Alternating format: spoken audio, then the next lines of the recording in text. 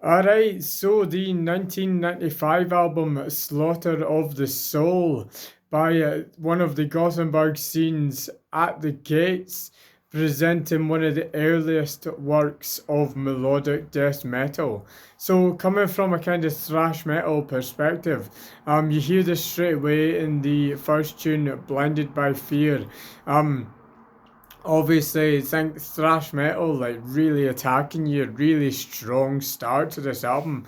But Burier, the guitarist, just adding this edge of melody to the riffs, which are really powerful. And the bassist, his twin brother, um, like on a technical level, the bass is very good, but the biggest thing it does is just kind of fill out this sound. So even though that harsh attack that Biorier's already put in on this tune, the bass just kind of fills it out so much and just gives it that weight so that this attack doesn't just feel like you're getting stabbed, it feels like you're getting absolutely destroyed by it. Um, the singer does a lot to add to this with the second tunes, the title track Slaughter of the Soul, starting with a go that his vocals like it just shouts at you. It's like it really starts everything. Like get going here. Does that again in the tune Nausea with an almighty growl, which half sounds like he's nauseous again. Um, the guitar it's got riffs just about in every tune, but it's cool that it also drops into or goes into these melodic parts as well, so you hear that in the title track. The next one is Cold, that does that really well, where his riffage has this melodic edge, and then there's a really melodic solo during it, which wasn't recorded by Bioria. It was Andy the Rock that done that. But there's other tunes in the tune Need. The guitarist kind of had these legato sort of sections, a bit similar to what In Flames were doing with the Jester Race not long after.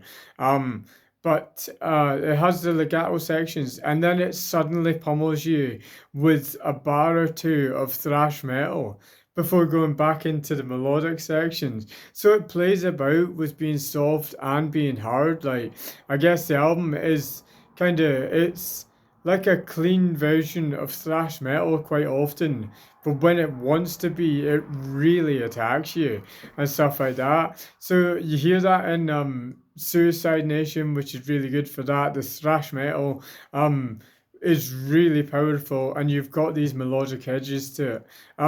The drums on Suicide Nations are really good. It's Adrian Erlinson, the older brother of Daniel Erlinson of Arch Enemy on this. So I'm trying to think of what the timeline is, but it done this for a few albums. I ended up going to play with Cradle of Filth, or was it Slayer after? Either way, the drums are very good, and is even though the band said they didn't want to do anything too technical and too outlandish or nothing like that, there's so many points in this album, and Suicide Nation is a really good one of like maybe it's not outlandish, I guess. And they don't want to be too technical, but then the drums really showcase this in Suicide Nation that he's not just doing straight 4/4s. The drums are I don't know how to describe it. It's just like there's lots. The bass drum rolls in Suicide Nation are incredible. There's a few tunes like it's Suicide Nation where they kind of like I don't know if they drop down to halftime to give them more space for a bunch of triplets, or whether they actually go 6/8 timing. I think it was 6/8 in Suicide Nation. There's a couple other tunes where they do this sort of thing.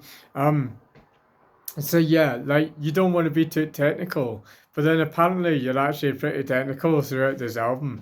Overall, I guess it's more technical than thrash metal, but it's still got the bite about it as well. Overall, it's an incredibly impressive album, and of course the first of melodic death metal by just 2 weeks. Dark Tranquility were close, but not quite.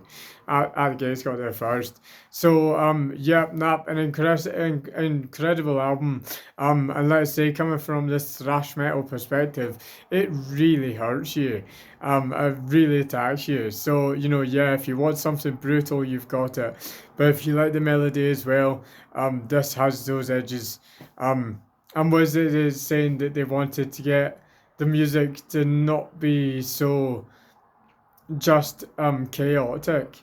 They wanted to get more like mosh pits and headbanging going, and with this one, they definitely do that. So, till next time, take it easy.